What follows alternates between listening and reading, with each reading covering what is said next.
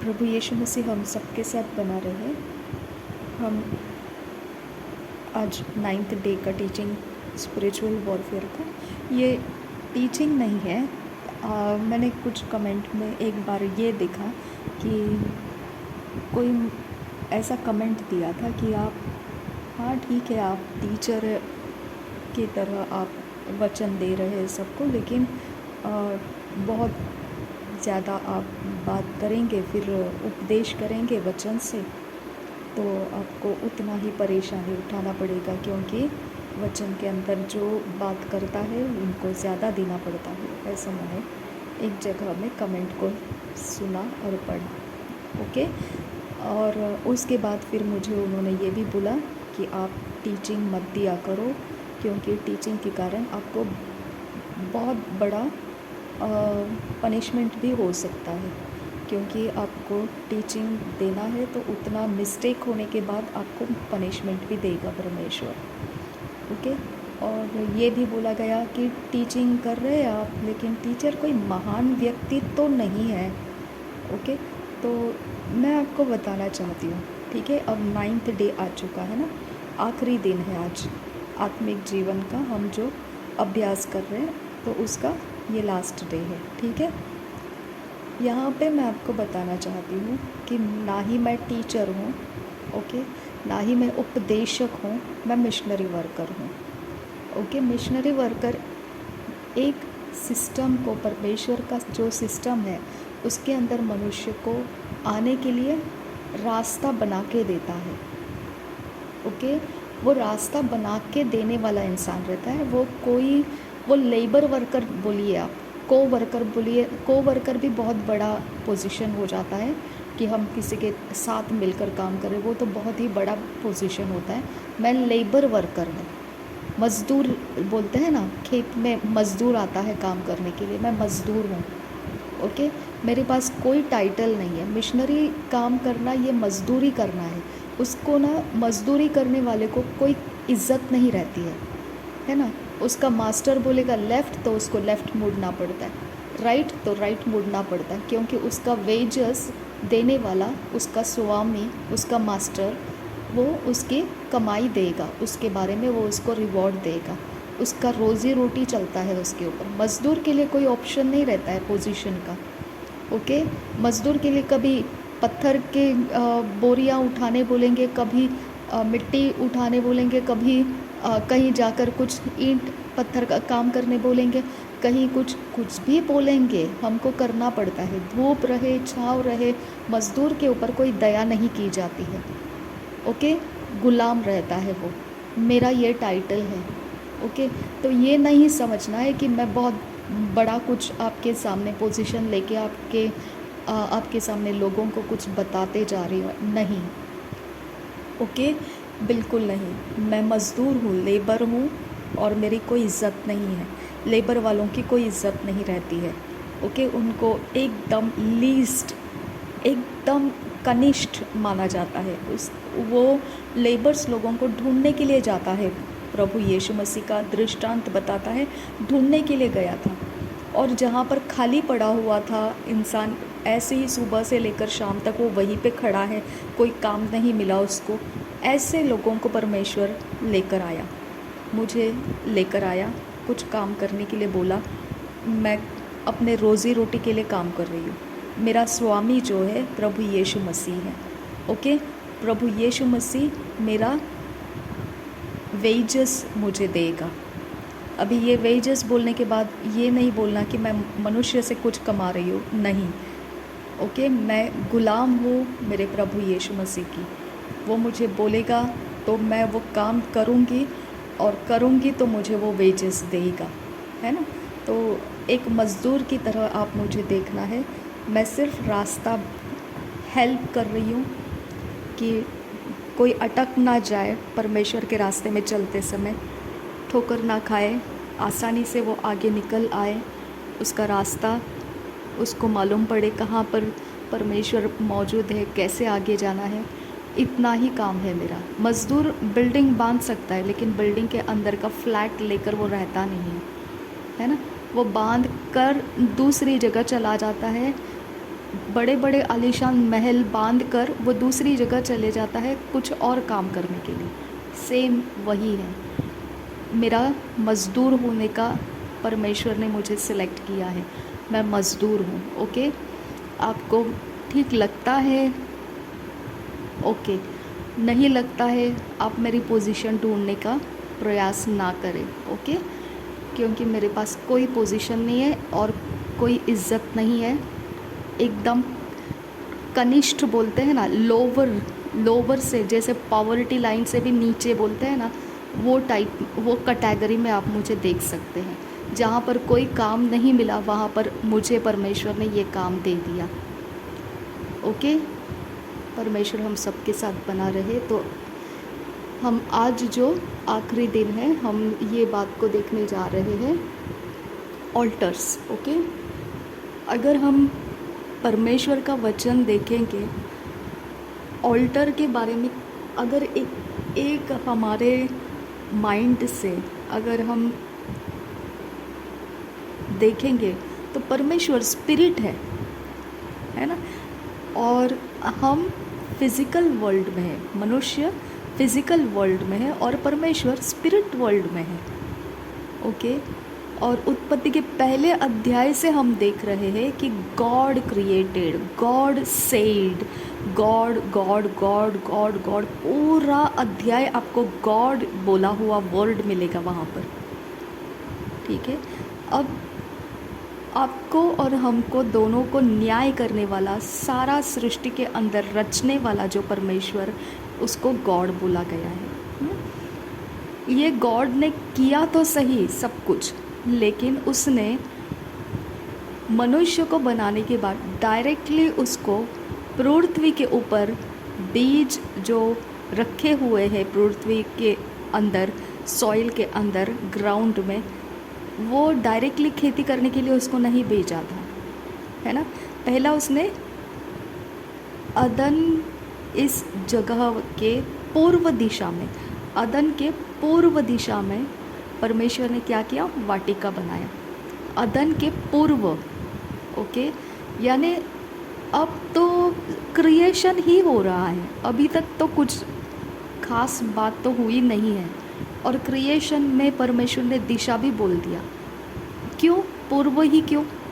और जब आदम जो है, आदम और हव्वा दोनों ने फल खाने के बाद जब परमेश्वर उनको निकाल देता है, तब दोबारा वो क्या बोलता है, पूर्व की तरफ परमेश्वर क्या करेगा, करूबों को लगाएगा और जलती हुई तलवार को वहाँ घूमते रहने के लिए लगा देगा, पूर्व की तरफ दोबारा। ओके, इसके लिए हमको ये सोचना पड़ता है कि डायरेक्शन परमेश्वर काउंट करता है ना। हमारे पास कितने सारे direction, north, east, west, south, है ना, लेकिन उसके बीच में भी north east, north west, north, फिर east west, east south, east north. Okay, तो कितने सारे उसके भी सब डिविजन्स हैं, डिग्रीज पे डिपेंडेड। ओके, हर एक दिशा डिग्रीज काउंटिंग के ऊपर डिसाइड किया जाता है, इतना डिग्रीज तक ये नॉर्थ का हिस्सा है। तो अगर उसके बाद में वेस्ट आता है तो भी उसका उतना हिस्सा वो नॉर्थ वेस्ट ऐसा बोलेगा, नॉर्थ की तरफ से। अगर साउथ की तरफ से वेस्ट जाता है तो साउथ वेस्ट ऐसा बोलेगा वो। ओके, यानी कनेक्शन आपका डिग्रीज के ऊपर से लोकेशन बताया जाता है। आपको क्या लगता है ये इतना आसान है? नहीं, परमेश्वर माइंडफुली, पर्पसली इस वर्ड को बोलता है, कौन से दिशा में वो क्या करने जा रहा है। ओके, यहाँ ना आपको और एक बात ध्यान रखना है, उसने एक स्पेशल जगह का नाम बताया, अदन, अदन के पूर्व में। ओके, जहाँ अदन था, अदन ये एक जगह का नाम है, अदन के पूर्व में परमेश्वर ने वाटिका लगाई। ठीक है, वाटिका लगाई, ठीक है, और वाटिका के अंदर ठंडे समय में वो आदम को मिलने के लिए आता था, ठंडे समय में आदम को मिलने के लिए आता था। यानी परमेश्वर ने सूरज और चाँद ये एक रोशनी के लिए दिया है। ओके, सूरज के रोशनी से पृथ्वी पे तापमान बढ़ जाता है और चाँद के रोशनी से पृथ्वी का तापमान ठंडा पड़ जाता है। ओके, अब अदन के जो वाटिका है, उस वाटिका के अंदर का सब कुछ के ऊपर सनशाइन तो होता होगा, है ना। तो अब इसके बारे में हम बाद में बात करेंगे, ठंडे समय में, ये समय को हम बाद में बात करेंगे। लेकिन यहाँ पे हम इस बात को पकड़ लेंगे, परमेश्वर समय को भी काउंट करता है। नंबर 1 वो दिशा को काउंट किया, नंबर 2 वो समय को भी काउंट किया। ओके, समय यानी प्रहर को काउंट किया उसने, है ना। कौन सा प्रहर, ओके, कौन से टाइमिंग से टेम्परेचर डाउन होने लगता है, कौन से टाइमिंग से टेम्परेचर अप होने लगता है, कौन से टाइमिंग से पहली किरण सूरज की पृथ्वी को टच होती है, कौन से टाइमिंग में क्या होता है, ये सारा टाइम के हिसाब से परमेश्वर काउंट में रखा है, गिनती में रखा है। ओके, मनुष्य को भी परमेश्वर ने बोला 120 साल तक मनुष्य जिएगा, काउंटिंग में रखा, गिनती में रखा। ओके, जगत के अंत तक मैं तुम्हारे साथ रहूँगा, काउंटिंग, गिनती, अंत ये समय, तुमको मैं अनंत काल के जीवन में लाता हूँ। अनंत काल, बिना समय वाला, बिना काल वाला, इटर्नल, कभी ख़त्म ना होने वाला, इन्फिनिटी। ओके, उसका कोई गिनती नहीं है, लेकिन शुरुआत है, लेकिन उसका कोई अंत नहीं है। हालेलुया, शुरुआत है लेकिन अंत नहीं है। ओके, तो इन्फिनिटी ही बोलते हैं उसको, उसका कोई अंत नहीं है। वो कितना भी दूर तक चला जाएगा, उसको कोई गिनती नहीं कर सकता है। Okay, beyond counting. तो हमने इस बात का बहुत ध्यान से एक्सेप्ट करना है। स्पिरिचुअल वॉरफेयर में समय का वैल्यू है। ओके, परमेश्वर ठंडे समय के वैल्यू में आता था। हाँ, उसने पूर्व दिशा की ओर, अदन के पूर्व, अदन क्या इतना खास है कि अदन को उसने पकड़ा और पूर्व की दिशा पकड़ ली। ओके, लोकेशन मायने करता है, डायरेक्शन मायने करता है। स्पिरिचुअल वॉरफेयर में ये तीनों चीज़ को याद करके आपने परमेश्वर से मांगना है, परमेश्वर मुझे जहाँ तू है उस डायरेक्शन में मेरा ध्यान लेकर आ। जिस समय तो मुझे मुलाकात हो सकता है, वो समय में तो मुझे रख। ओके, जहाँ मैं तेरा फेवर प्राप्त कर सकता हूँ। यीशु मसीह ने मनुष्य और परमेश्वर दोनों का फेवर पाया।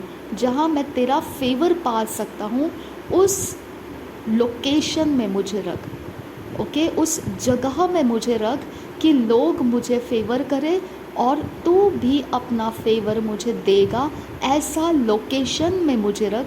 पृथ्वी के ऊपर बहुत सारा कुछ था, लेकिन परमेश्वर ने स्पेशली अदन ये जगह को सिलेक्ट किया। और अदन का भी सब कुछ नहीं यूज़ किया उसने, अदन का पूर्व दिशा यूज़ किया। और समय को भी सब कुछ को यूज़ नहीं किया, ठंडे समय में वो आदम को मिलने के लिए आता था। ओके, तो ये सारी काउंटिंग करना है हमने। परमेश्वर ने कैसा परमेश्वर का और मनुष्य का रिश्ता बनाया। हम वॉरफेयर करते समय जब आपको लगता है ऐसा कि आपका वॉरफेयर बहुत ही ज़्यादा युद्ध है, ओके, बहुत ही ज़्यादा है, या बहुत ही परेशानी है, बहुत ही फेलियर्स है, कुछ ज़्यादा समय तक आपको फाइट करना पड़ रहा है, कुछ ज़्यादा समय तक लोग आपके शत्रु बने पड़े हैं, उनका मन बदल नहीं रहा है, आपने परमेश्वर को बोलना है मुझे राइट लोकेशन पर रख। क्योंकि कुछ लोकेशन अंधकार को दे दिया है परमेश्वर ने। Okay, location second, location first line पे नहीं है। कुछ समय बोलिए आप, ओके, कोई समय को, और लोकेशन जिसके ऊपर अंधेरा का समय आ जाता है। समझ में आ गया? लोकेशन जहाँ पे जैसे हमारा पृथ्वी रिवॉल्व होएगा, रोटेट होएगा, वैसा वैसा वो एक समय अंधेरे की तरफ जाएगा, तो जहाँ अंधेरा बढ़ने लगता है वो लोकेशन, वो डायरेक्शन, ओके। इसके लिए लोग क्या बोलते हैं, वो डायरेक्शन में, ये फलाना फलाना डायरेक्शन में आप दरवाजे को नहीं खोलना, ओके। ये साइड में आपका बिल्डिंग का फेस नहीं रहना चाहिए, उस दिशा में आपका चीज़ें नहीं रखना चाहिए। ये क्यों? क्योंकि उस डायरेक्शन का अंधकार का जो कनेक्शन आता है, कांटेक्ट आता है, अंधकार के साथ सामना हो जाता है, आपको वो कंटिन्यू परेशानी में रखेगा, क्योंकि वो वहाँ बाई फ्लुक नहीं है, वो वहाँ पे उसका बसेरा है, वो वहाँ से हटने वाला नहीं है। आपको हटना पड़ेगा, आपको ऐसा लोकेशन में रहना पड़ेगा जहाँ से हमारा डायरेक्ट उसका कनेक्शन नहीं आएगा, और अगर आता भी है तो बहुत कम समय में रहेगा और ज़्यादा से ज़्यादा हम अच्छे समय को देख सकेंगे। समझ में आ गया? ये वाला एरिया आपको समझ में आएगा तो आप जब वॉरफेयर करेंगे तो आपको ये बात बोलना आसान हो जाएगा, क्योंकि परमेश्वर माइंडफुली, पर्पसफुली दिशाओं को डिक्लेयर किया है, जगह के नाम को डिक्लेयर किया है, माइंडफुली, पर्पसफुली, ओके। और उसके बाद हम लोगों के पास क्या है? दिशा है, ओके, समय है, ठंडे समय में, ठीक है। अब ठंडे समय का एरिया, हम परमेश्वर से मुलाकात ठंडे समय में करना है, ओके। और इसहाक भी मनन करने जाता था, उसका भी समय वही था, आराम का, विश्राम का जो समय रहता है। अब ये सारी चीज़ें अगर हम देखेंगे तो हम समझ नहीं पाएंगे क्या है इस समय के अंदर, कि परमेश्वर इस समय में, इसका मतलब क्या है, हम समझ नहीं पाएंगे। लेकिन हमको समझने की ज़रूरत भी नहीं है। कौन से डायरेक्शन में प्रॉफिट मिलता है, हमको समझने की ज़रूरत नहीं है, ओके। कौन से डायरेक्शन में सक्सेस मिलता है, हमको समझने की ज़रूरत नहीं है, स्टडी करने की ज़रूरत नहीं है, ओके।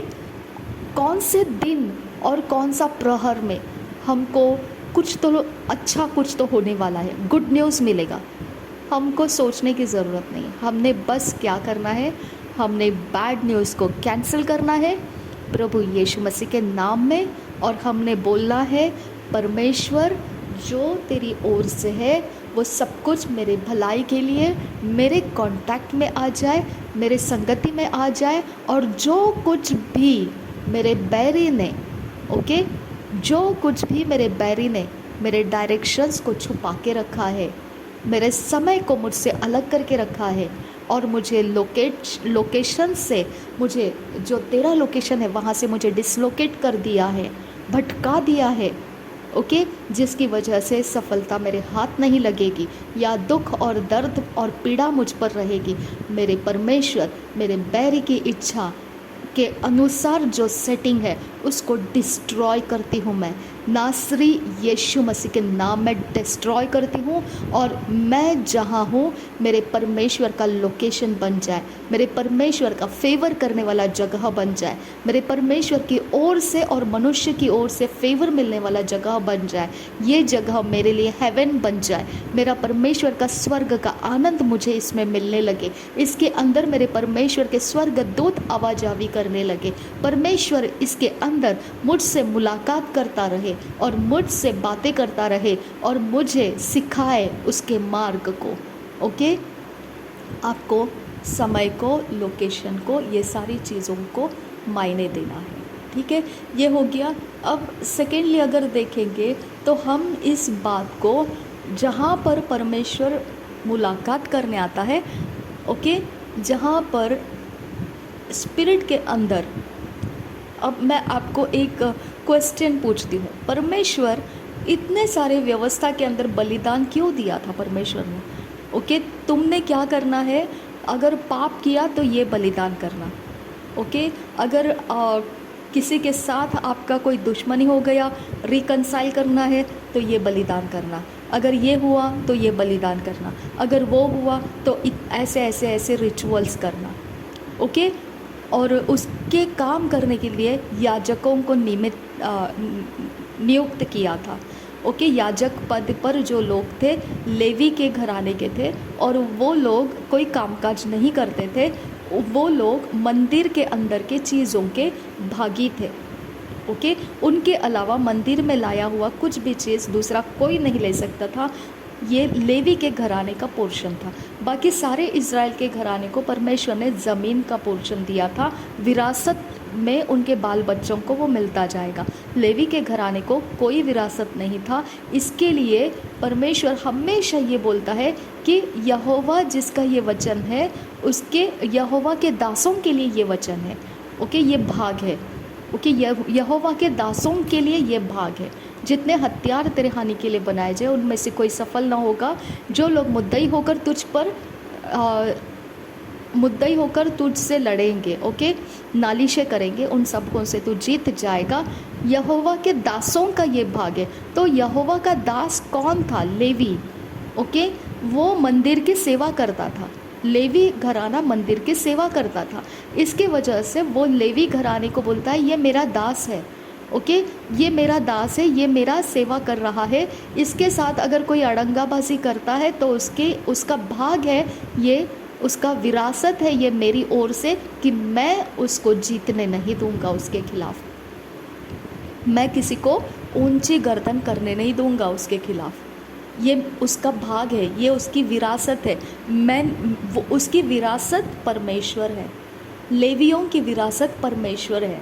परमेश्वर उसको विरासत देता है। ओके, बाकी इस्राएलियों को ज़मीन के टुकड़े दिए, वो उनकी विरासत है। लेकिन लेवियों के लिए परमेश्वर बोलता है तुमको कोई ज़मीन जायदाद नहीं दूंगा, मैं खुद तुम्हारे लिए विरासत हूँ। जो मेरा है उसमें से तुम लोगे, जो मेरे लिए लाया जाएगा उसी में से तुम्हारा गुजारा होगा, वहीं से तुम्हारा पालन पोषण होगा। तुम अपने लिए कुछ नहीं करोगे, तुम्हारा पूरा समय तुम मुझे दे देना। ओके, सुबह के वक्त में ये करना, दोपहर के वक्त में वो करना, रात के वक्त में ये करना, फिर 2 दिन के बाद वो करना और 4 दिन के बाद ये करना। और जब मेरे लोग आप लेवियों के पास आए तो लेवियों के अंदर ये समय रहना चाहिए कि जो वो बोल रहे वैसा वैसा जो रिचुअल करना है वो कर पाए। हालेलुया। तो लेवियों को परमेश्वर ने अपने लिए अलग कर लिया था, उसके काम करने के लिए, उसके मंदिर की सेवा करने के लिए। ओके, तो यहाँ पे रिचुअल्स में आप देखोगे तो कितना सारा कुछ बोला है परमेश्वर ने। एक सवाल करके देखो कि कर क्या रहा है परमेश्वर। इतने सारे रिचुअल्स है। ओके, अशुद्ध हुए हैं तो ऐसे करना, अशुद्धता निकल जाने के लिए वैसे करना, कोढ़ लगा है तो वैसे करना, कोढ़ निकल जाने तक ऐसे ऐसे रहना, कुष्ठ रोग है तो ऐसे करना। कितना व्यवस्था दिया है उसने। हालेलुया। इतना भयंकर भयंकर व्यवस्था देखने के बाद में हमको सोचने पर मजबूर हो जाता है, खुदा कर क्या रहा है, तू कर क्या रहा है। ओके, क्या चल क्या रहा है तेरा इसके अंदर से, है ना, सवाल आता है। मैं सच कहती हूँ, मैं बार बार जाकर व्यवस्था को पढ़ती हूँ। ओके, और मैं अपने दिमाग से ना बहुत फाइट करते रहती हूँ, ये कर क्या रहा है परमेश्वर। ओके, अब कुष्ठ रोग लगा है, ठीक है, कोढ़ हुआ है, कोई बात नहीं, अशुद्ध हुआ है, कोई बात नहीं, लेकिन परमेश्वर उसके बारे में जो इलाज बताता है, वो रिचुअल्स बताता है कि ये करो, ऐसे रहो और वैसे रहो और अछूते रहो और दूर रहो और गांव के बाउंड्री के बाहर रहो। ओ माय गॉड, मुझे ना क्वेश्चन हो जाता है कि खुदा कर क्या रहा है, खुदा कर क्या रहा है। हाँ, क्या होने वाला है ऐसा करने से, क्या होने वाला है। हाँ, ठीक है ये सब करना, ठीक है, परमेश्वर गॉड क्या मतलब है, न्याय करने वाला। गॉड ये बोल रहा है, हाँ, हमको बोल रहा है ऐसा करना, वैसा करना, ये करना, वो करना, वैसे करना, वैसे करना। हम सवाल नहीं कर सकते परमेश्वर से, खुदा कर क्या रहा है, तू क्या चल क्या रहा है तेरा, तू करवा क्या रहा है हमसे। हम सवाल नहीं कर सकते हैं क्या उसको, है ना। तो हमारे पास सवाल करने के बाद जवाब यही आता है कि वो हमारा बनाने वाला सृष्टि करता है और हम उसके हाथों की रचना है। वो जानता है कि हमको क्या करना चाहिए और क्या नहीं करना चाहिए, और हमने उसको पलट कर पूछना नहीं है जो पॉटर रहता है, जो मिट्टी का जो बर्तन बनाने वाला कुम्हार रहता है, उसको मिट्टी पूछ नहीं सकती है, तो क्या कर रहा है, तेरा क्या चल रहा है, तो क्या क्या बना रहा है मेरे से, तेरे को क्या चाहिए मुझे ऐसे करके, तो क्या करने वाला है इसको ऐसे बनाकर। हालेलुया। वो कुम्हार जाने, और वो मिट्टी को चुपचाप बैठना पड़ता है। हालेलुया। वो चाक पर चुपचाप बैठना पड़ता है, मिट्टी कुम्हार से पूछ नहीं सकता है क्या चल रहा है तेरा मेरे साथ। हालेलुया। वैसा ही परमेश्वर है हमारे लिए। हम मिट्टी है और वो कुम्हार है। ओके, उसने हमको इस सृष्टि के अंदर आदम और हव्वा के मैन के जाति में लाया है, ह्यूमन बीइंग के जाति में लाया है। ओके, हम मानव जाति है। असली मानव कौन है? आदम और हव्वा है। असली root of man and root of women. Root कौन है? जड़ कौन है? आदम और हव्वा।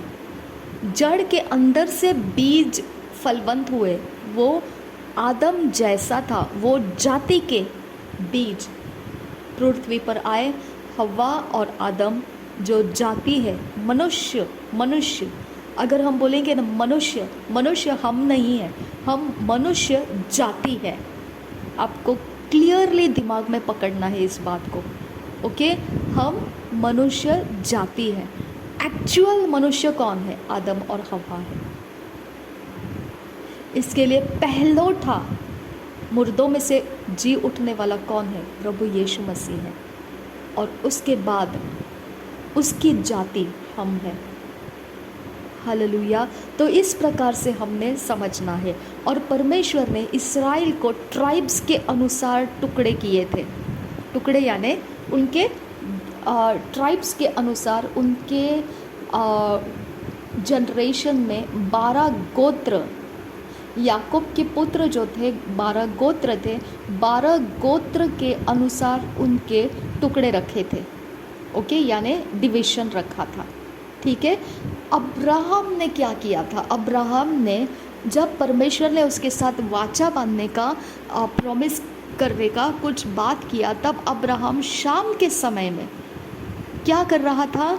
शाम के समय में उसने लाइन से परमेश्वर ने बोले हुए चीज़ों को टुकड़े करके रखे थे। शबांतरा सालरबौ को से रूद अल कम्बो उत अल आबा असही खबर हल बहा कस्सा अदकिन बा अशकर का सही कबना हल बहा कस्सा। वहाँ पे परमेश्वर ने याकूब के 12 गोत्र कैसे आने वाले हैं, और उनके पीढ़ी के अंदर परमेश्वर रेवलेशन तक का चीज़, वो टुकड़ों के और वो आग के होने के बारे में, और वो कवनेंट बनने के जगह में, ये सारा प्रोसीजर प्रकाशित वाक्य के लास्ट वचन तक का वो स्टोरी था। हालेलुया। अगर किसी को पवित्र आत्मा ने बताया तो वो समझ पाएगा। ठीक है। ये लास्ट वचन, रेवलेशन के आखिरी वचन तक का ये काम उस कवनेंट को बनाने के वक्त में परमेश्वर के सामने और अब्राहम के बीच में, परमेश्वर के बीच में, वो बलिदान के वक्त में अंधेरा छा गया था। समझ में आ गया? अंधेरा छा गया था। अंधेरा, इतना अंधेरा था कि पक्षी आकर उसको जो मांस के टुकड़े थे उसको उठाने लगे थे, और वो पक्षी को हटा रहा था। और फिर क्या हो गया? उसको नींद लग गई। हालेलुया। और फिर परमेश्वर उसको बोलता है कि इज़राइल का जो तेरा वंश आने वाला है वो बंधुआई में रहेगा, 420 साल तक वो बंधुआई में रहेगा, और इस तरह से वो बैरियों के कब्जे में रहेगा। Oh my God, my God, my God, my God, Jesus, Jesus, Jesus, Jesus, Jesus. Hallelujah. तो आपको यहाँ पर क्या समझ में आता है कि परमेश्वर ने जो काम किया है वो सब कुछ उस टुकड़ों में बता दिया, 12 गोत्रों में बता दिया कि ये 12 गोत्र जो ट्राइब थे, ये ट्राइब के अनुसार परमेश्वर ने पृथ्वी के ऊपर काम लगा दिए थे। ये ट्राइब को परमेश्वर ने ज़मीन जायदाद विरासत दे दी थी। पूरे अर्थ के ऊपर किसी की ज़मीन नहीं है, सिर्फ इज़राइलियों की है। हालेलुया। पूरा भूमि मंडल जितना पृथ्वी है उसके ऊपर किसी का भी नाम नहीं है, किसी को ये अधिकार नहीं है बोलने का कि ये मेरा ज़मीन है। वो ज़मीन के ऊपर रहने के लिए उसने पैसे भरे हैं या दाम चुकाया है, लेकिन वो उसके ओनर नहीं है। ओनर सिर्फ परमेश्वर है। ओके, और परमेश्वर ने ओन करने के लिए खुद होके ज़मीन का टुकड़ा इज़राइल को दिया था। तो हर गोत्र के लिए ज़मीन का टुकड़ा था, लेवियों के लिए नहीं था। ओके, लेवियों का भाग परमेश्वर है और लेवियों के घराने से याजक बनते थे। हमको परमेश्वर ने नया सृष्टि तो बनाया, लेकिन हमको याजक के घराने के बनाया। ओके, याजक पद के घराने में हमको बनाया है। ओके, तो हम 12 ट्राइब के अंदर के लोगों के अंदर हम लेवियों के घराने के हैं। आप लेवियों के घराने के लिए परमेश्वर क्या क्या बोल के रखा था वो सब हमारे लिए हो जाता है। समझ में आ गया? उसके बाद अगर आप अभी देखेंगे 12 गोत्र को, तो आप बोलेंगे फिर ये वाला गोत्र कौन है, फिर वो वाला गोत्र कौन है, फिर परमेश्वर ने उन गोत्रों में हमको क्यों नहीं डाला? परमेश्वर ने सीधा हमको उसके हाथ में ले लिया कि तू मेरा है, मैंने तुझे मेरे गोत्र में इसीलिए लिया, मतलब मैंने ऐसा तुझे रखा कि तू मेरा सेवा करने वाला लोग रहेगा। हालेलुया। तो ज़मीन जायदाद के पीछे जाने वाला नहीं रहेगा, तेरा भाग मैं खुद हूँ। अब बताइए आपको इस पृथ्वी के ऊपर क्या घटी है और क्या कमी है? आप परमेश्वर के सेवा करने वाला बिलीवर है। आप पृथ्वी के ऊपर कुछ भी करोगे वो परमेश्वर का सेवा होने वाला है, और फिर कुछ भी यानी पवित्र वचन के अनुसार जो भी करोगे वो परमेश्वर का सेवा बनने वाला है। तो आपका पोर्शन परमेश्वर की ओर से आएगा। ओके, परमेश्वर की ओर से आएगा। कोई लोग ऐसे बोलते हैं ना कि मेरे बिजनेस के लिए ना कस्टमर्स कम पड़ते हैं, स्वर्गदूत कस्टमर्स बोल के आ जाएंगे।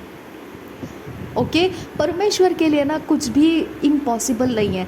ओके, आप बोलोगे ना आज मेरा 50,000 का बिज़नेस होना ही होना है, परमेश्वर मुझे तेरे राज्य में बोना है, मुझे इतना बिज़नेस चाहिए, लेकिन कोई लोग है नहीं जो इतना मेरे लिए कोई आकर कुछ मेरा प्रोडक्ट खरीद सके। लेकिन आप परमेश्वर को बोलेंगे ना तो परमेश्वर 50,000 मनुष्य को तैयार करेगा और वहाँ से वो भेजेगा, आपका पैसा आपको मिल जाएगा। एक गवर्नमेंट के रूल के हिसाब से जो होना चाहिए वैसा आपका डॉक्यूमेंटेशन हो जाएगा, आपका बिजनेस हो जाएगा। और वो लोग कौन थे आपको मालूम भी नहीं पड़ेगा, क्योंकि वो स्वर्गदूत थे। वो इस पृथ्वी के ऊपर सिर्फ आपको बिजनेस में 50,000 कलेक्शन होने के लिए आए हुए थे। हालेलुया। आप कुछ भी मत सोचिए ऐसा कि असंभव है, आप कुछ भी मत सोचिए ऐसा। ओके, क्योंकि आप लेवी के घराने के हैं, आप परमेश्वर के सेवा करने वाले इंसान हैं, और जो परमेश्वर का है वो सब कुछ आपका है। यीशु मसीह ने खुद बोला, जो पिता ने मुझे दिया वो सब कुछ मैं तुमको दे देता हूँ। क्या रख छोड़ा है परमेश्वर ने? कौन सी भली वस्तु रख छोड़ा है परमेश्वर ने? हालेलुया। तो हमको स्पिरिचुअल वॉरफेयर के अंदर ये बात को ध्यान रखना है कि दिशाएं मायने करती है। अंधेरे को काट के अलग किया, नाश नहीं कर दिया उसको। काइन को पनिशमेंट दिया, मार नहीं डाला उसको। समझ में आ गया? उसको बोला पृथ्वी के ऊपर तो भगोड़ा रहेगा, तेरा कोई कहीं पर तेरा ठिकाना नहीं रहेगा, तो भगोड़ा रहेगा, यानी पृथ्वी के ऊपर रहने का तुझे अधिकार नहीं रहेगा। हालेलुया। तो वो भी बोलता है तूने मुझे पृथ्वी से निकाल दिया। बोलो अभी समझ में आ गया आपको? पृथ्वी के ऊपर से निकाल दिया तूने मुझे, इतना भयंकर तूने मुझे बना दिया। अब मैं कैसे आगे जाऊं? अब कोई भी मेरा ऐसा कर देगा वैसा कर देगा। तो परमेश्वर ने बोला मैं तेरे ऊपर मार्क डालता हूँ, कोई तेरा नाश नहीं कर पाएगा। समझ में आ गया? तो काइन को मार नहीं सकता था कोई, भले ही वो भगोड़ा है। वैसा ही अंधकार के जगत के अंदर अंधकार को परमेश्वर ने काट के अलग किया है, लेकिन उसको उसके जगह में सीमित रखने के लिए बोला है। ओके, उसको पृथ्वी के ऊपर इंटरफियर नहीं करने देना है। ओके, लेकिन आदम ने हवा ने फल खाने की वजह से अब क्या हो गया? वो न्याय करना शुरू कर दिया। ओके, ये गलत है, ये अच्छा है, ये बुरा है, वो अच्छा है, ये नहीं अच्छा। उनके दिमाग से उनको जो चाहिए वो करना शुरू किया। तो अब वो अंधकार का जगत आकर बात करना शुरू किया कि ये तुमको मिल सकता है, तू अगर मेरी आराधना करेगा तो पूरा ये जो दिखता है ऐशो आराम ये सब तुझे मिल जाएगा। अब बताइए, जब परमेश्वर ने चार महानदी के चार भाग बनाकर ऐसे देश के घेरे करके वहाँ से भेजा, अदन के जगह में जो वाटिका थी उसको सींचने के लिए, पानी का सिंचन देने के लिए उसने वो काम किया। तो वहाँ लिखा है हीरे मोती जवाहरात, कितने सारे नाम लिखे कि वो सारी चीज़ें उस देश में मिलती थी, वहाँ पे मिलता था। उसका नाम, ये देश का नाम ऐसा ऐसा है। ओके, तो मैं आपको पूछती हूँ, शैतान क्या ऐश्वर्य दे सकता है हमको, लेकिन मनुष्य के वो बातें परमेश्वर की ओर से मिलना है, ये तरफ का एरिया, दिशा घूम गया। ओके, बाबेल के टावर के वक्त में वो क्या बोल रहा था कि ये वाला ऐसा टावर बनाएंगे हम कि जितने दूर जाएंगे हमारी आंख इसे देखेगी और लौट कर आ सकेंगे। हम खो नहीं जाना चाहते इतनी बड़ी पृथ्वी के ऊपर। और परमेश्वर ने वो टावर को रोक दिया और उनको भटका दिया, जाओ निकलो यहाँ से। अब मैं आपको पूछती हूँ, जहाँ पे सक्सेस है उस दिशा में जो पहुँच गया है उसको सक्सेस मिलेगा ही मिलेगा, उसके पीछे पड़ के आ जाएगा सक्सेस। और जहाँ पे क्लेश है उस दिशा के लोग क्लेश पाएंगे ही पाएंगे, उसके पीछे पड़ पड़ के आएगा वो क्लेश। जहाँ पे सुख है वो दिशा के लोगों को सुख मिलेगा ही मिलेगा।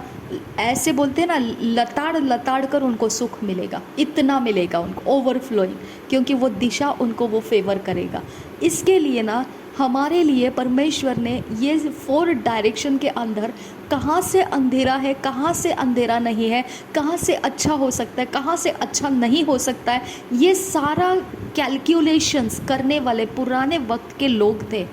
ओके, एंशंट एजस के अंदर के लोग थे, वो जानकारी रख चुके थे कौन से डायरेक्शन से भलाई आती है, कौन से डायरेक्शन से क्लेश आता है, कौन से डायरेक्शन से सफलताएँ आती है, कौन से डायरेक्शन से शांति आती है, उनको सब कुछ मालूम था। ओके, वो सारी स्टडी कर चुके थे और इसकी वजह से वो स्टडी के हिसाब से एस्ट्रोलॉजी शुरू हो गई, ज़ोडियाक शुरू हो गया। हर प्रकार के मनुष्य ने अपने दिमाग से उस स्टडी को नोट डाउन किया, मनुष्य के अंदर वो रिलीज़ करना स्टार्ट किया, मनुष्य उसका यूज़ करने लगा, फिर ये स्पिरिचुअल किंगडम भी उसके सपोर्ट में आने लगे। ओके, लेकिन वो परमेश्वर को भूल गए और उस सृष्टि को देखने लगे जो डायरेक्शन है। ओके, वो उसका आराधना करने लगे, उसको खुश करने में लग गए। ओके, यहाँ पे उनका गलती हो गया, यहाँ पे अन्य फिर बातें आ गई। ओके, ये स्पिरिट किंगडम, अंधकार के जगत का स्पिरिट किंगडम यहीं पे फ़ायदा उठाता है। जहाँ मनुष्य जिस दिशा में टर्न हो गया, और अगर वहाँ बहुत सारे क्लेश है, बहुत सारा चीज़ उसका परेशान करने वाला है, तो अंधकार के जगत में से उसको काउंसलिंग आ जाता है, दिशा बदल दे, चीज़ें बदल दे, ये निकाल दे, वो निकाल दे, वैसा रख, ऐसा कर, ऐसा रख, उधर ये झटक दे, उधर ये फेंक दे, इधर ऐसा फटका मार, उधर ऐसा फटका मार, उधर ऐसा उछाल दे, उधर ऐसा टांग के रख, उधर ऐसा गाड़ के रख। ये सारा चीज़ जो है अंधकार के अंदर के आत्माओं ने ये सारी चीज़ें मनुष्य को अंधकार के समय में बताया, उजियाले के समय में नहीं बताया। समझा? जब अंधकार का समय आने लगता है, जब पृथ्वी के ऊपर अंधेरे का समय बढ़ने लगता है, वो टाइमिंग में ही वो स्पिरिट काउंसिल करने लगते हैं। और वो काउंसिल को लेने के बाद में ये लोगों ने क्या कर दिया, उसी काउंसिल के अनुसार अपने लाइफ में देखा रिजल्ट्स आ रहे हैं, लेकिन उनको पता नहीं है ये रिजल्ट्स वो अंधकार के अंदर के काउंसिल्स के कारण आ रहे, उनको वो नहीं पता चला। समझ में आ गया? क्या अंधकार को परमेश्वर ने कंप्लीटली डिस्ट्रॉय करने का ताकत रखा था या नहीं रखा था? रखा था। अगर वो अंधकार को काट के अलग किया है तो उसके न्याय के लिए उसको रखा है। यीशु मसीह ने क्या बोला, जब वो भोजन के समय में लोग बैठे हुए थे तो वो बादशाह सबको देखता देखता आया, और फिर एक इंसान मिला जिसने वो वस्त्र नहीं पहने थे जो बारातियों को पहन के वो भोजन के अंदर बैठना था। तो उस समय वो इंसान ने क्या किया था, वो पहरावा नहीं पहना था। तो वो बादशाह पूछता है उसको, ऐसे क्यों, क्या तुझे पहरावा दिया नहीं गया था? और वो कुछ बोला नहीं, चुप रहा। और वहाँ पे उसने क्या बोला, इसको उठाओ और अंधेरे के कोठरी में डाल दो, जहाँ पे दांत पीसना होता है और जहाँ के कीड़े कभी मरेंगे नहीं, आग कभी बुझेगी नहीं। हालेलुया। चीखना और चिल्लाना होगा वहाँ पर। हालेलुया। तो ये वाला अंधेरा है जहाँ पे काट के परमेश्वर ने अलग किया है, वो पनिशमेंट का एरिया है, वो जजमेंट का एरिया है, वो उनका न्याय कर दिया है परमेश्वर ने। उनको हमारे मनुष्य के साथ कनेक्शन में नहीं रहने का उनको कंप्लीटली बॉयकॉट कर दिया हुआ है। लेकिन मनुष्य का परमेश्वर के विरोध जाने की वजह से अब मनुष्य चारों दिशाओं में भटकता रहता है।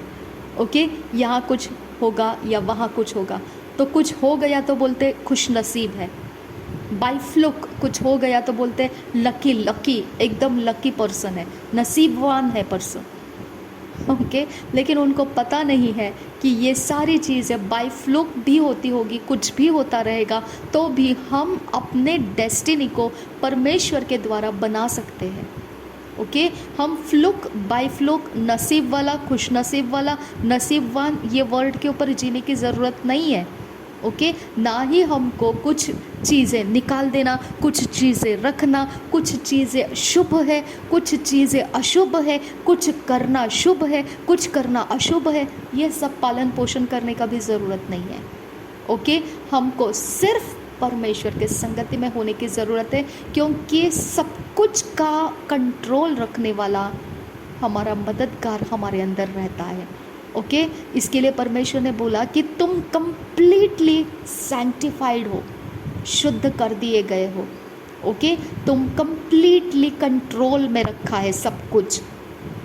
ओके, तुम एक्सेप्टेबल हो मेरे लिए।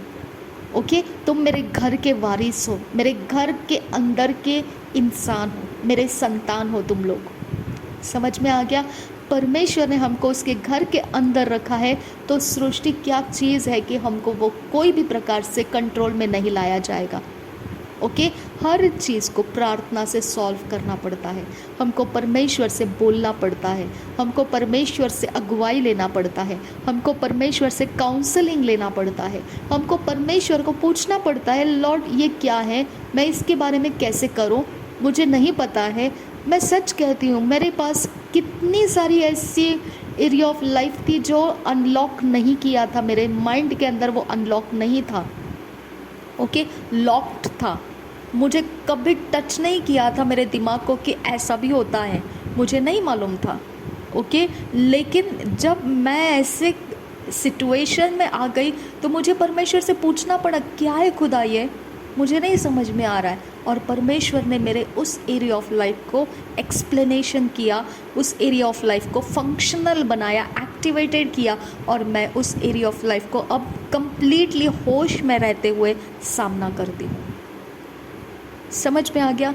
तो बहुत सारी ऐसी बातें हैं जो हमारे माइंड को आज तक कभी कनेक्ट नहीं हुआ है, समझ में नहीं आया है। जब तक हमारे माइंड को कुछ समझ में नहीं आता है, हम उसके ऊपर रिएक्ट नहीं कर सकते हैं। ओके, कितनी बार ऐसा हो चुका है कि हमारे सामने बहुमूल्य बातें थी, लेकिन हम उसको रिएक्ट नहीं कर पाए, हम उसको रिस्पॉन्स नहीं दे पाए। क्यों? क्योंकि हमारे समझ को छुआ नहीं, वो बात समझ में नहीं आया। ओके, कितने सारे ऐसे अवसर थे जो हमको एक बहुत एक्स्ट्रा ऑर्डिनरी बना सकते थे, लेकिन हमारी समझ में ही नहीं आया। ओके, हमारे समझ को खुला ही नहीं कि ये एक्स्ट्रा ऑर्डिनरी अपॉर्चुनिटी है।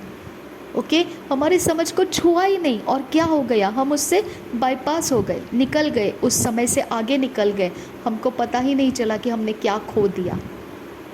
ओके, लेकिन ये सारी चीज़ों को हम फिर भी ठीक है छोड़ देते हैं, क्योंकि हमको ये सारी चीज़ें हमने पार कर चुके हैं। हम कितने सारे खतरे पार कर चुके हैं, हमको समझ में ही नहीं आया था कि ये खतरा है। ओके, कितने सारे डेथ के पॉइंट हमने पार कर चुके, हमको कभी पता ही नहीं चला कि ये इतना अंत तक था कि हम उसके बाद ज़िंदगी में रह नहीं सकते थे, इतना अंत तक हम पहुंच चुके थे, हमको समझ में ही नहीं आया था, हम आसानी से उसको पार करके आ गए। समझ में आ गया। तो हर चीज़ को हम, जहाँ हमारा कॉन्शियस के अंदर ज्ञान बुद्धि समझ है, उतनी एरिया तक ही हम जीते हैं और उतने एरिया की ही हम गवाही दे पाते हैं, उतने एरिया के अंदर से ही हम परमेश्वर को जानते हैं, उतने एरिया के अंदर से ही हम अपने लाइफ के बारे में सब कुछ करते रहते हैं। लेकिन वो फ्रॉग की तरह है, मेंढक की तरह है, जितना कुआं का दायरा है उसको लगता है वर्ल्ड उतना ही है। नो, ओके, जब वो बाहर निकाला जाता है तब उसको समझ में आता है नहीं नहीं, ये तो कुछ अलग ही है। ओके, क्योंकि वो अंत को छूने के लिए ट्राई करता है, जैसा वो कुएं के अंदर अंत को छू सकता था, क्योंकि वो कुआं का बाउंड्री था वैसा, उसके बाहर उसको जाने का चांस नहीं था। तो वो अंत को ढूंढता फिरता रहता है, उसके सालों बीत जाते हैं, उसको अंत मिलता ही नहीं है, क्योंकि वो अंत वाला एरिया नहीं है। पृथ्वी बड़ी है, उसको उतना इमेजिन करना ही नहीं आया कि इतना है वर्ल्ड, हमको पता ही नहीं था। मेंढक वैसा ही था, है ना। तो इस तरह से हमारा माइंड है, जितना हम समझ में है, ज्ञान बुद्धि समझ जितना हमारे तक पहुंचा हुआ है, हम उतना ही दायरे के अंदर सोचते हैं और उसी के अनुसार जीते हैं और इसी के अनुसार हमारा जनरेशन बनाते हैं। ओके, इसी के आधार से हम लोगों के बीच में उतरते हैं। ओके, उसी के आधार से हम पृथ्वी को छोड़कर चले जाते हैं। हमारे बारे में उतनी ही चर्चा होती है जितना हम मैनिफेस्ट कर चुके हैं लोगों के सामने, चाहे वो भला रहे या बुरा रहे, जितना हमने मैनिफेस्ट किया उतना ही चर्चा होता है पृथ्वी के ऊपर। ओके, लेकिन इसके अलावा भी बहुत कुछ है। हालेलुया, इसके अलावा भी बहुत कुछ है और वो सिर्फ और सिर्फ परमेश्वर हमको बता सकता है। ओके, क्योंकि हमको शैतान के जगत में इसीलिए ओकल्ट ये क्यों आ गया, क्यों सीक्रेट सोसाइटी आ गया, क्यों लोग जादू टोना करना सीख लिए, क्यों लोग विचक्राफ्ट करना सीख लिए, क्यों लोग काला जादू सफ़ेद जादू ये सब डिफरेंस करना सीख गए, क्यों क्यों क्यों? क्योंकि हम जो सोचते हैं उतना ही नहीं है यूनिवर्स। मनुष्य सिर्फ जितना हमारे ज्ञान बुद्धि समझ में है उस कंट्रोल में नहीं जी सकता है, मार खाता हुआ जिएगा वो। ओके, हंसता रोता उठता बैठता गिरता उठता, वो उसका रोलर कोस्टर लाइफ ही रहेगा।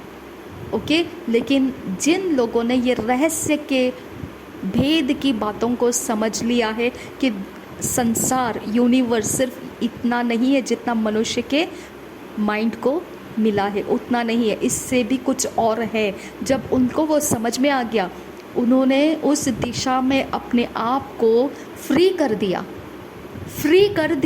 लेकिन वो फ्री करने से उनकी तरक्की तो हो गई, टेक्नोलॉजी आ गई दुनिया के अंदर। ओके, आज लोग बिना टेक्नोलॉजी के नहीं, सब कुछ टेक्नोलॉजी से चलाया जा रहा है। ओके, सब कुछ, एवरीथिंग मनुष्य को रोबोट के फॉर्म में लेकर आया गया है।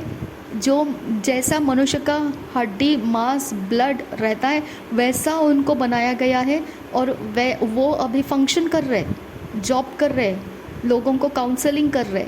ओके, लोगों के सवालों का जवाब दे रहे।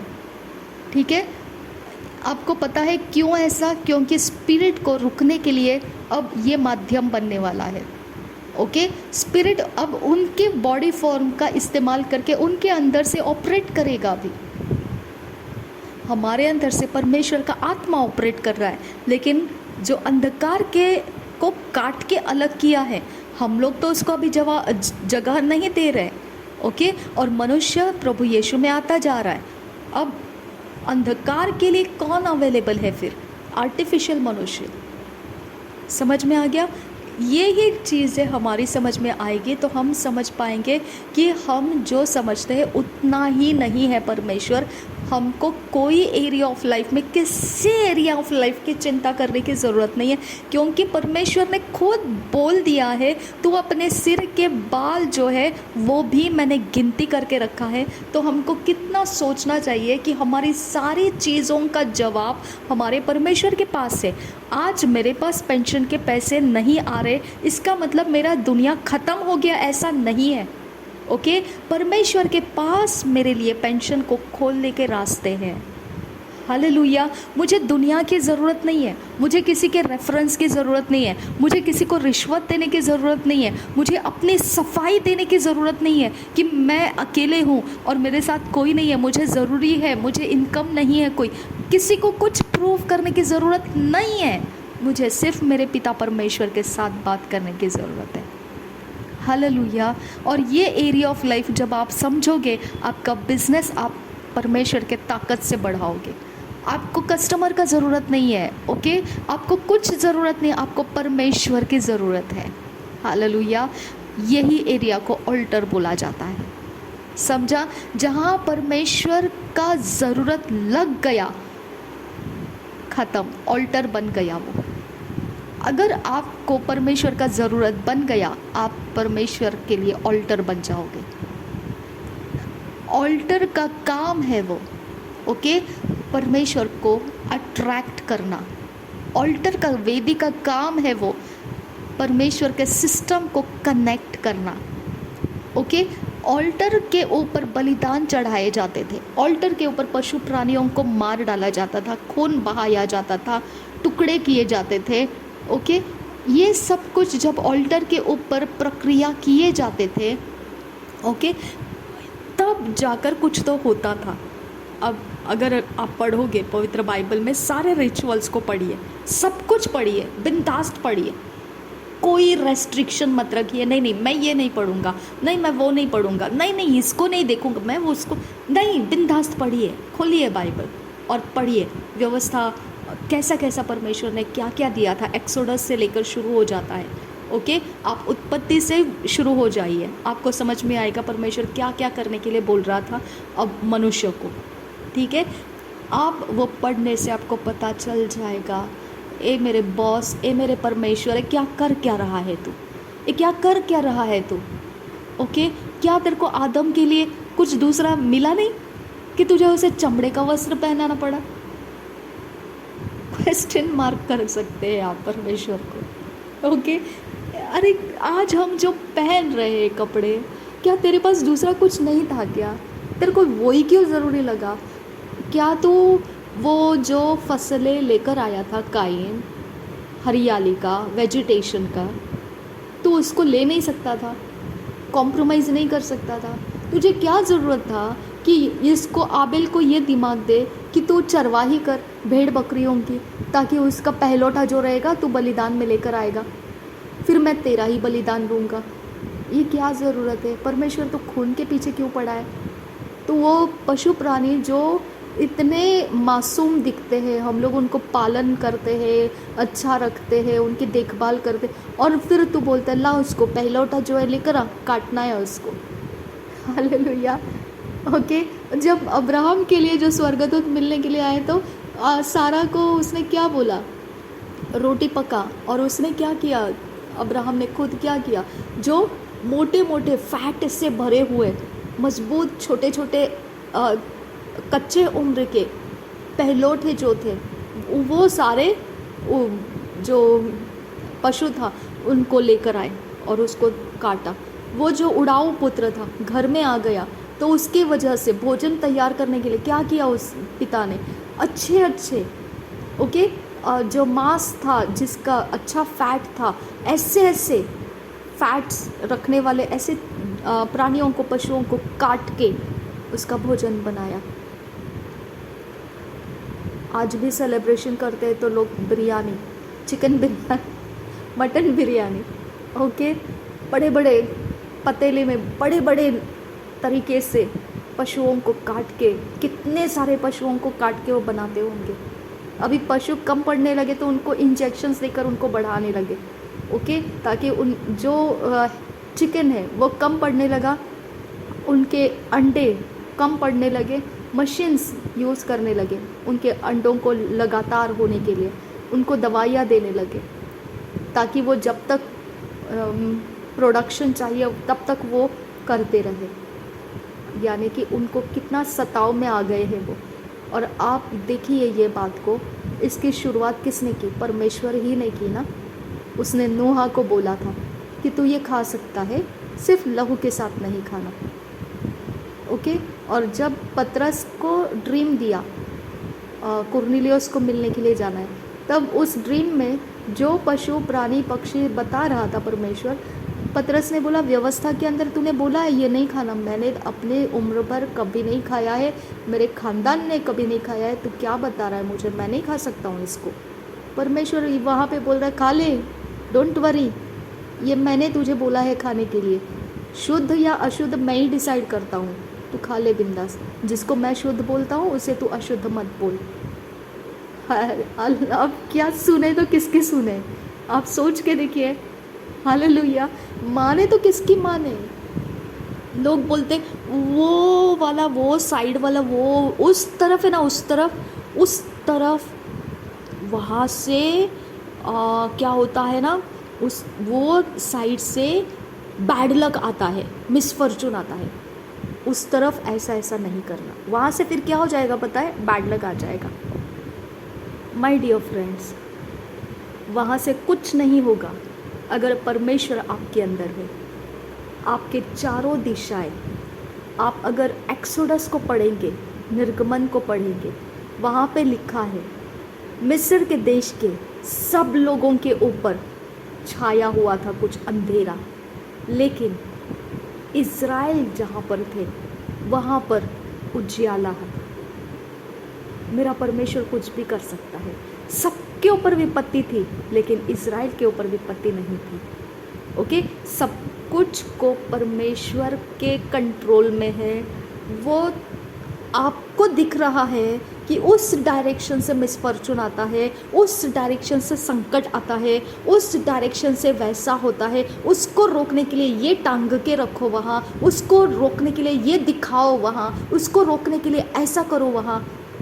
तुम्हारी अपनी अक्ल है जो अंधकार ने तुमको दिया है, तुम्हारे पास अंधकार ने आके तुमको काउंसल किया है। समझ में आ गया? लेकिन तुम खुद बता सकते हो, इतना सब कुछ करने के बाद भी तुम सेटिस्फाइड नहीं हो, पूरी तरह से तुम फ्रीडम में नहीं जी रहे हो, डर के जी रहे हो। ओके, अगर गलती से जो लटकाया पटकाया फटकाया कुछ है गिर गया, तुम्हारी हालत ख़राब हो जाती है। दौड़ भाग करके आ जाएंगे उसको दोबारा अपनी जगह में रखने के लिए। ओके, अगर अमेरिका में बैठे हो और यहाँ पे वो कुछ गिर गया, फट गया, टूट गया, कुछ हो गया, तो वहाँ से आप दौड़ के आओगे। नहीं नहीं नहीं नहीं, उसको 10 लोगों को फ़ोन करके बोलोगे जाओ जाओ जाओ जाओ, नहीं तू नहीं जा सकता, उसको जाना चाहिए, उसको नहीं, उसको जाना चाहिए, वो नहीं गया तो वाट लग जाएगा, उसी जाना है, वो ही जाना चाहिए बस, और कोई नहीं। वो बेचारा जिसके ऊपर जिम्मेदारी है वो अपना सारा काम धंधा छोड़कर आएगा तुम्हारे लिए, वो सारे काम को करके जाएगा। हालेलुया। कितना दबाव, कितना दबाव, कहाँ से? खुद का दिमाग। हाँ, सेकेंड, रॉन्ग स्पिरिट्स के द्वारा काउंसिल हो चुके हैं। पूरा संसार रॉन्ग स्पिरिट के द्वारा काउंसिल हो गया है। यीशु मसीह को भी काउंसिल करने आया था शैतान, उसको बोला ये जितना ऐश्वर्य दिखाई देता है ना, ये सब मैं तेरे को दे दूँगा, बस एक काम कर, मेरे को नमन कर दे, हो गया, जितना दिख रहा है ना वो सब मैं तेरे को दे देगा, और ये मेरे कंट्रोल में है, किसको देने का किसको नहीं देने का। हालेलुया। यहाँ पे आपको ध्यान देना है। आपने रॉन्ग काउंसिल उठाया होगा तो आप डर के नीचे जियोगे, आप बाप के बेटा बनकर नहीं जी सकते हैं, पिता का संतान होकर नहीं जी सकते हैं। पिता का संतान होना मतलब पिता उसका रखवाला है, उसका पालनहार है। ओके, आपको पिता के संतान होकर जीना है। पिता से डर के नहीं जीते हैं, पिता के गले लग कर जीते हैं। ओके, पिता के ऊपर भरोसा रख कर जीते हैं। ठीक है, पिता हमारा भलाई करने वाला एक स्रोत, वो ही एक है जिसने हमको जन्माया है। ओके, वो आत्मा से जन्माए हुए हम लोग हैं। किस बात का डर लेकर हमको जीना है? कौन सा डर? उसने तो खुल्लम खुल्ला बोला है, तेरा शरीर को जो घात करता है उससे मत डर तू, मत डर उससे जो शरीर को घात करता है। ओके, अगर तेरा शरीर को घात करने का तेरे को ऐसा लगने लगा तो मेरे पास आ जा, मेरे से बात कर, मैं उसका इंतज़ाम करूँगा। हालेलुया। और तुझे डरना है, किससे डरना है पता है? जो आत्मा प्राण शरीर तीनों को नाश कर सकता है, उससे तुझे डरना है। और वो कौन है? वो GOD गॉड है, न्याय करने वाला। ओके, अब वो गॉड तुम्हारा आबा पिता बन गया है, तो आबा पिता के साथ क्या डर? तो आके मेरे साथ बात कर, विवाद कर, जो किया तूने मेरे साथ बात कर। ओके, मेरे साथ सुलह कर, मेरे साथ बातें कर, रिकनसाइल कर मेरे साथ, जो हुआ उसके बारे में मैं तुझे इंतज़ाम कराऊंगा। जो भी है वो सारा कंट्रोल मेरे ही पास है, तुझे क्या चिंता है? हालेलुया। समझ में आ गया? तो ऑल्टर कैसे बनता है? जहाँ पे परमेश्वर का स्पिरिचुअल रियाम कनेक्शन में आ जाता है। ओके, मनुष्य और स्पिरिचुअल रियाम कनेक्शन में आने का क्या रास्ता परमेश्वर ने दिखाया? आदम और हवा को चमड़े का वस्त्र दे दिया, ये रास्ता बताया परमेश्वर ने। सोचो, पूर्व की दिशा से अदन की वाटिका के अंदर घुसने का रास्ता परमेश्वर ने बंद कर दिया। वहाँ से परमेश्वर आता था और वो ही रास्ता परमेश्वर ने मनुष्य को बंद करके रखा है। बिना परमेश्वर का मनुष्य भटक रहा है पृथ्वी के ऊपर, चारों दिशाओं में पृथ्वी घूमते हुए। जहाँ अंधकार बढ़ने लगता है, जब वो समय शुरू होता है, वो चांद का समय शुरू हो जाता है, वहाँ से आत्माओं ने मनुष्य को काउंसल करना स्टार्ट कर दिया। मनुष्य ने उसको ले लिया, उसी के पीछे चला गया। किधर है परमेश्वर? क्योंकि वो दिशा ही बंद कर दिया परमेश्वर ने, नहीं आना है तूने यहाँ से। हालेलुया। तो हम परमेश्वर के पास जाने का रास्ता फिर एक ही रखा है, मार्ग सत्य जीवन, प्रभु यीशु मसीह। जिसने प्रभु यीशु मसीह को ग्रहण किया वो उसके द्वारा पिता के पास जा सकता है। पूर्व दिशा वही है अभी। ओके, वही दिशा के अंदर से हमको एंटर करना है परमेश्वर के पास पहुंचने के लिए, परमेश्वर के साथ कांटेक्ट बनाने के लिए, परमेश्वर के साथ बात करने के लिए।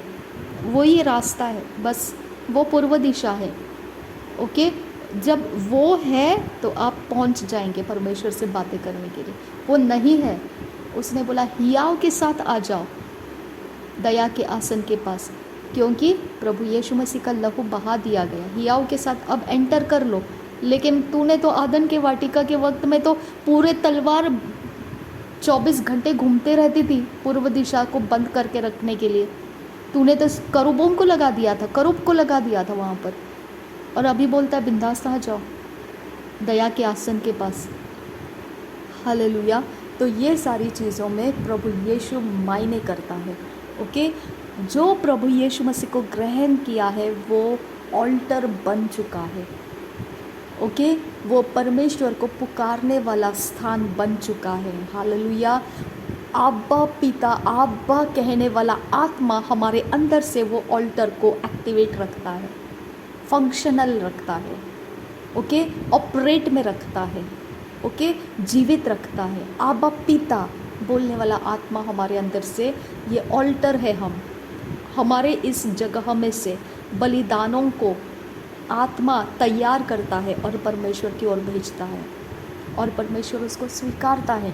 हमारे मुंह से हम आराधना, स्तुति के, प्रशंसा के शब्द बोलते हैं। हमारे हाथों से धर्म के कामों को करते, पैरों से सुसमाचार फैलाने के लिए हम आगे जाते हैं, परमेश्वर के लिए हम आगे बढ़ते हैं। हमारे बदन को हम परमेश्वर को चाहिए वैसा रखते हैं। ओके, हमारी सोच को, ये पूरा ऑल्टर है, और ये ऑल्टर के ऊपर हम ये सारे सैक्रिफाइसेस देते जा रहे, रोज के रोज दे रहे, रोज के रोज। आंख खुली सैक्रिफाइसेस रेडी हो जाता है, आंख बंद है तो रेस्ट मिल गया है, फिर आंख खुली सैक्रिफाइसेस रेडी हो जाता है। ओह माय गॉड, ऑल्टर और कहीं ढूंढने के लिए मत जाइए। ओके, ऑल्टर हम खुद हैं। हमारे अंदर से अब्बा पिता बोलने वाला परमेश्वर का आत्मा एक एक हमारे एरिया ऑफ लाइफ में से परमेश्वर को चढ़ावे देता जा रहा है।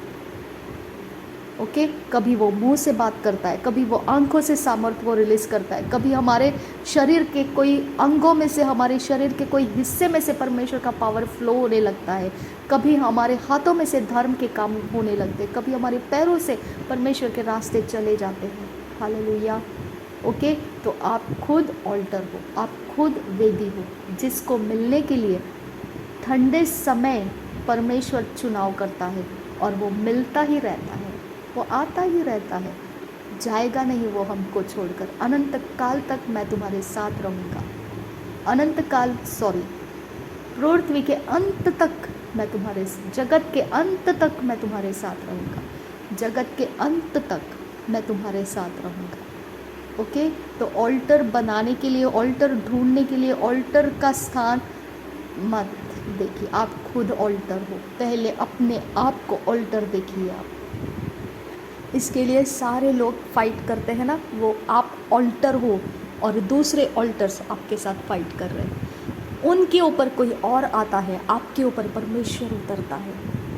ओके, इसके लिए फाइट्स हो जाती हैं, लेकिन हम परमेश्वर के ऑल्टर पहले इस बात को हमारे अंदर से लेकर हमने अपने आप को सही देखना है कि हम ऑल्टर है। इस ऑल्टर के ऊपर चढ़ावा चढ़ाने वाला हमारे अंदर आबा पिता पुकारने वाला परमेश्वर का आत्मा है। हालेलुया। प्रभु यीशु मसीह हम सबके साथ बना रहे। आमीन, आमीन, आमीन।